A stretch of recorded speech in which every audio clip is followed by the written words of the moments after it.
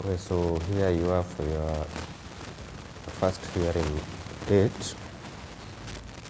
Yeah, you've been brought from prison, remand, or you are out on bond and you are directly from your house to court.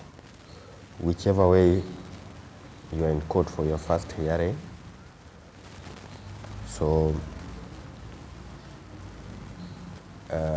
when you are from home, when you are out on bail, then when you are from home and you reach the court, you just go directly to the court clerk's offices with your file number or your case number for your file number.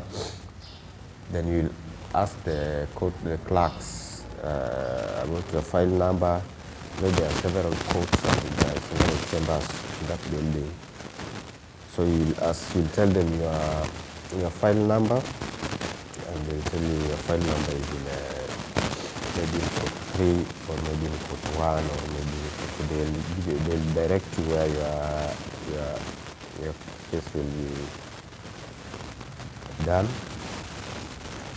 So after requesting, then they'll tell you, then you go direct to that court. You sit there. Yeah, you must be there by normal time. Almost commonly in most courts, it is in the morning at 8 a.m. So you just go to where you've been told, then you sit there. That is when, if you are out on remand, if you are from prison, obviously they'll take you to where your cases are. So immediately they'll call your file number. You have your file number, so immediately they call your file number. They'll call your name too.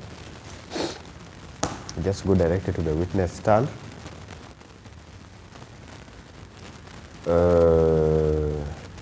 Then under normal circumstances, is the complainant who starts to testify. Yeah, opposite you will see the witnesses stand. So if your hearing begins, the complainant will take the witness stand, will carry the Bible or whatever. He will do the swearing. After swearing, he will narrate. At that particular moment, he's being supported or he's being directed. He's given directions of that narration with the prosecutor. You remember I told you the prosecutor is under most circumstances the side of the police. There are people prosecuting you. It's a group of people prosecuting. They are the people who are prosecuting you. They are the people who claim you did this particular offense. So he will call the prosecutor, will stand up and then call the first witness, that is the complainant. The complainant will narrate. At that moment, you are carefully listening to his narrations. And remember, I told you you already have the witness statement, so you already have his statements. So you'll carefully listen to him as he narrates the whole story. Then you have a copy of his statements. After he finishes narrating the whole story, how it went through or how it transpired, then you will be asked if you have any question. So this is a point also where most people try to trip or go wrong. Here you are only given a chance to ask the complainant a question regarding or depending on whatever he has said or whatever he wrote on his statements. Maybe if you spot any contradictions between whatever he's saying and whatever he wrote in his statements, you can confront it. But here you ask questions.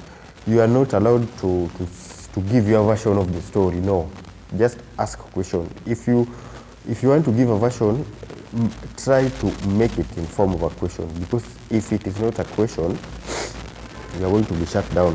You are going to be told to. So you have to frame it to look like a question, because in that at that point you are only required to ask the witness or the complainant questions. So you'll ask relevant questions, and he will answer you. So yeah, that is only asking questions, and the answers. After that, you are done. The prosecution will call a next witness, maybe arresting officer or maybe investigating officer. He will take the stand. If it's the arresting officer, he will narrate how the whole scenario uncovered, the way the report was made, the way he came, where he found you, where he arrested you, the circumstances, what transpired until he took you to the police station. After he finishes his own part of the story, you are given also a chance to ask him questions. So remember, you are asking questions. You are not stating your own version of the story. Your chance to state your own version of the story will come later, after the hearings. Later, after the hearings, then we have what we call a defense. When you reach a defense, that is when you will be given a chance to give your own version or your own narration of the story. But at this point, you don't have that chance to give your own version of the story. Just ask questions. So you'll ask the witnesses the questions, or the police arresting officer the questions. The next you'll be given the investigation officer, come, you'll ask questions. All the witnesses to the case, they'll come, you'll ask them questions. Then at that point, after you finish the process, then you'll go to the what we call the ruling.